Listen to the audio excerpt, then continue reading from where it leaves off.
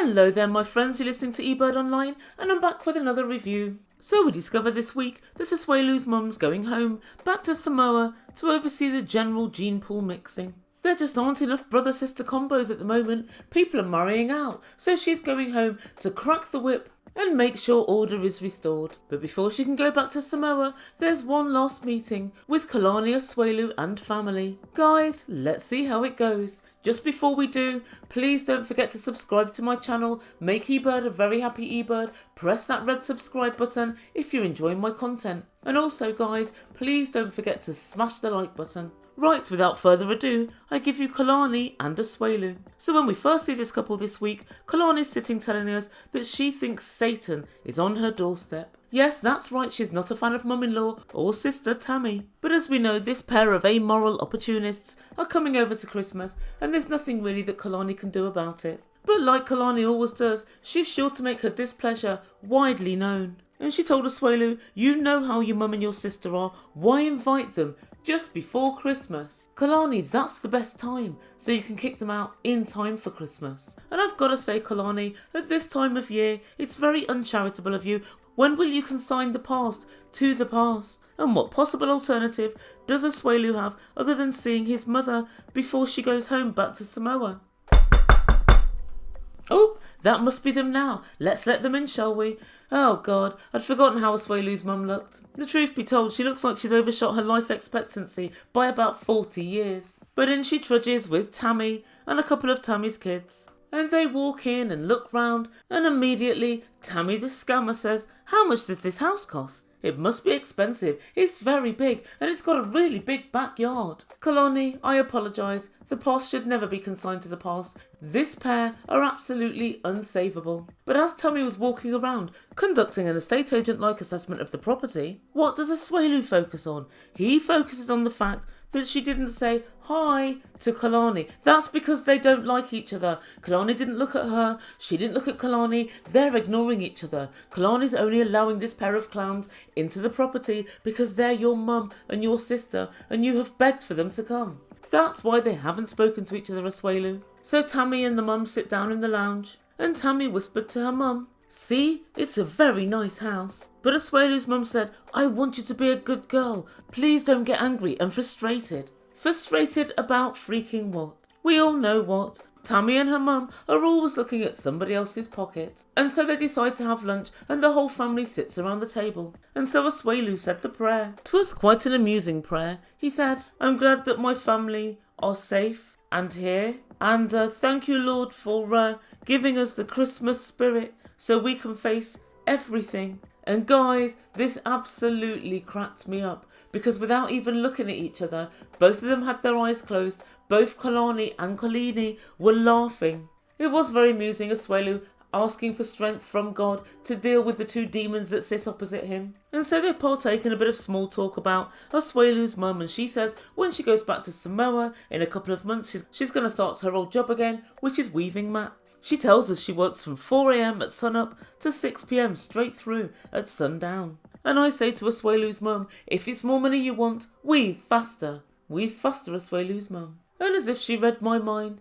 Asuelu's mum looked at Asuelu and said, right, when I go back home to Samoa, son, I'm going to need money from you. What? Why? Surely life is much, much cheaper in Samoa than it is in Washington. I don't get it.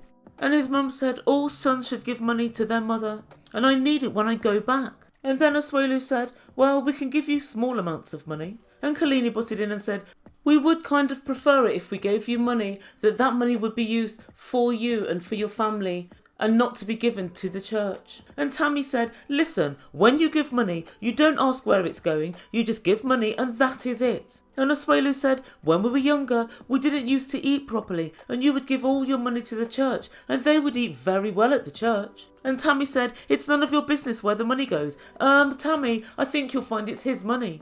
And Kalani's sister, Kalani, couldn't believe her ears. And she said, the wildest thing about this is that everything comes back to money with them. But his mum was on a roll now, and she said, I need to have money from you, son. I need more money. Then the Ebird will re-suggest an earlier suggestion. Get to weaving quicker. And then Asuelu gave his well-worn line about, my kids will starve whilst you eat. This time he forgot to cry, but it didn't really matter because they didn't care anyway. They never do. But Kalani hasn't finished. She said, "It's like you're demanding money." And Tammy said, "We're not demanding. We're simply saying that it's Asuelu's job and he'd better cough up the cash or else. That's all." And Kalani said, "It kind of sounds a little bit like you're demanding." And then Tammy said to producers, "How can he pay for all of this when he won't send money home? I know he has money. I don't trust my brother Asuelu."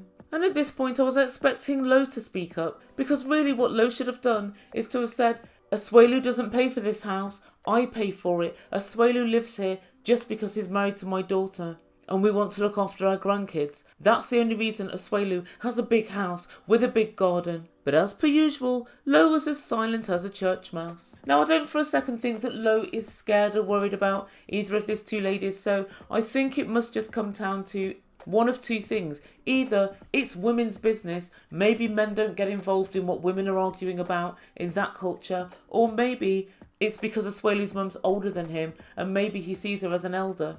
That's all I can really come up with. But if it is the case that he's worried about her being an elder, the whole wide world is on a sticky wicket, because even Jesus Christ himself would class Asuelu's mum as an elder. It's fair to say she's got a few years on her. So as things were super awkward at the table, Asuelu decided to do the white elephant gifting.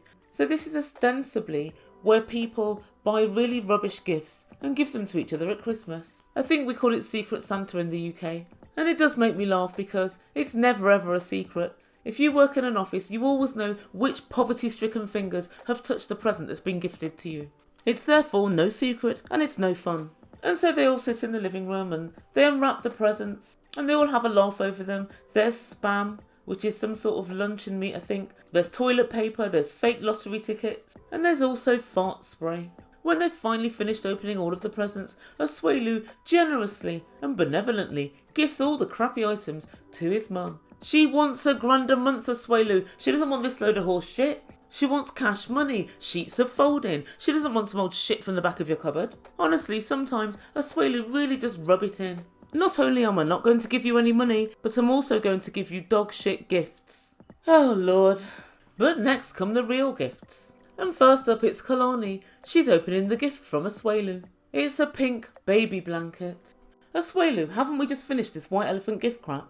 And Kalani immediately saw red. She said, "This is a private conversation, Asuelu, in front of everybody." But of course Tammy and Mum got involved in the baby chat. And Tammy, seeing the look on Kalani's face, said, "Kalani, why are you so upset?" "Tammy, it's because you exist here on planet Earth. Get the fuck off my planet." But instead she said, "No, I don't want any more kids, and Asuelu knows that I don't, and I don't want to be pressurised into having another baby." And at this point I can't help but think, Asuelu, you're going about it all wrong. You don't pressure her into having a baby, you pleasure her into having a baby. Or you can do what you usually do. Trick her into having a baby, because according to Kalani, you got her pregnant on purpose twice, and she knew nothing of it. And this is just what Tammy wanted, a good old argument. And she said, "Well, if my brother wants more kids, you should have more kids." Incidentally, Tammy has just the 2 children herself. But Tammy is the absolute epitome of do as I say, not as I do. And then Asuelu's mum says, "In Samoa." Halt! Right, Asuelu's mum, let's leave it there. In Samoa. We're not in Samoa now. We're in Washington, Utah. Or, well, I think Utah. America. We're in America. We're not in Samoa. So it doesn't matter what happens in Samoa. Nobody's interested, except for those, of course, who live in Samoa. But anyway, she droned on. "When we're in Samoa, you do what the husband tells you to do.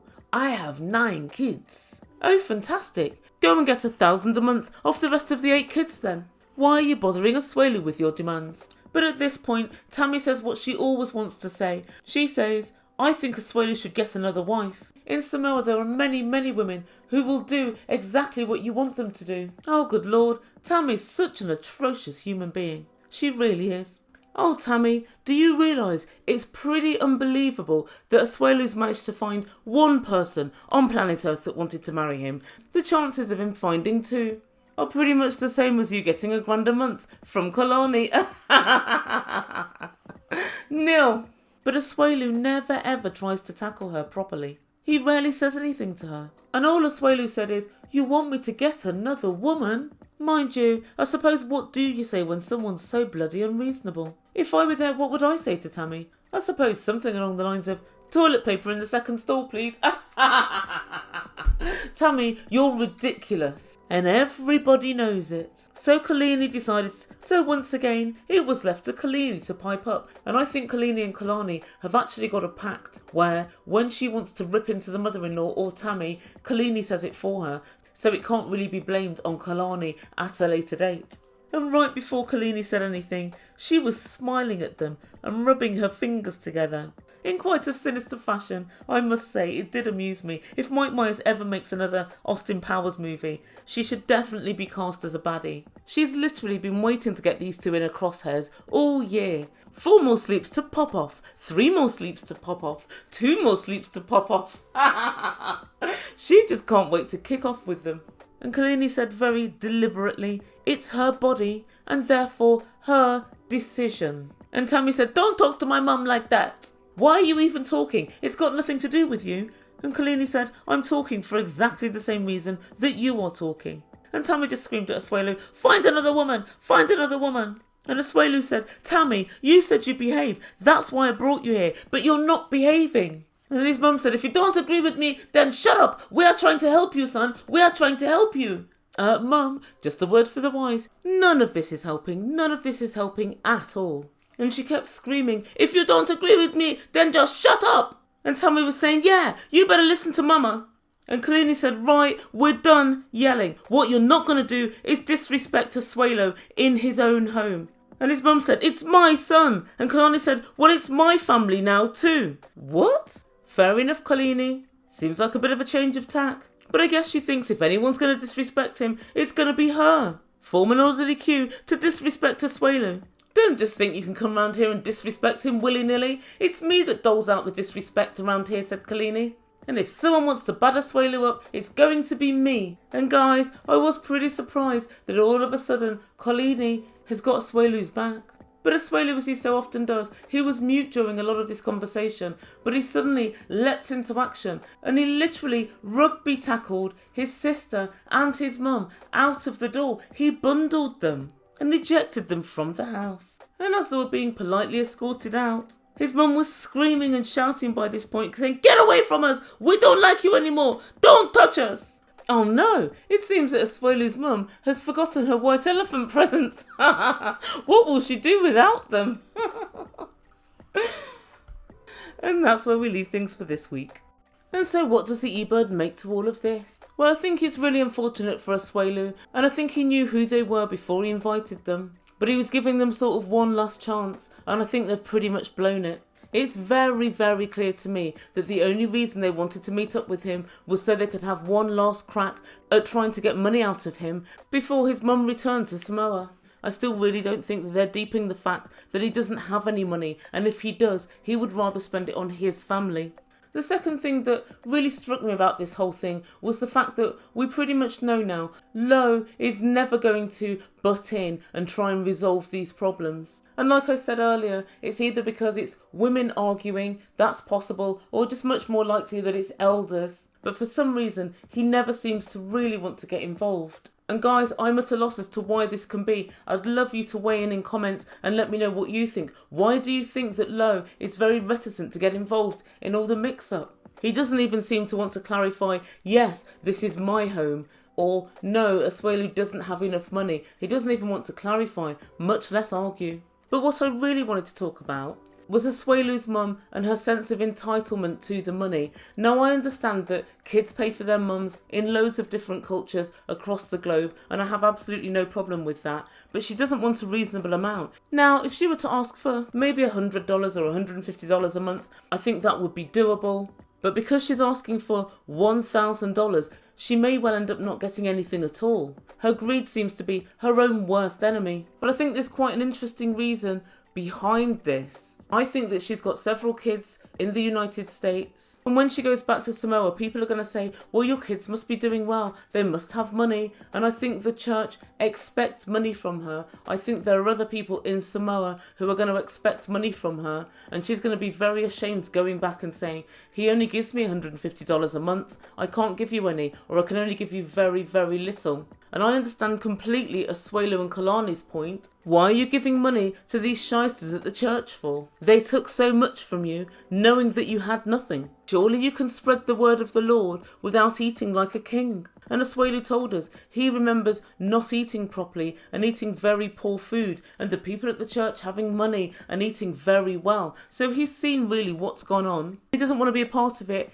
anymore. Guys, what do you think? Is it right to give money and then to dictate where it goes? I think you've got every right if you know it's going to somewhere which isn't feeding any of your family or isn't helping you in any meaningful way. Asuelu knows good and well you can be a Christian absolutely for free. So why do you have to pay all of this money? It doesn't make any sense. Guys, let me know what you think in comments down below and I'll get on with my next video. Guys, thank you so much for listening. Thank you so much for supporting me. But if you haven't done so yet, please press the red button. Please make Ebird a happy Ebird. I will see you very soon. You've been listening to Ebird Online and I bid you good day.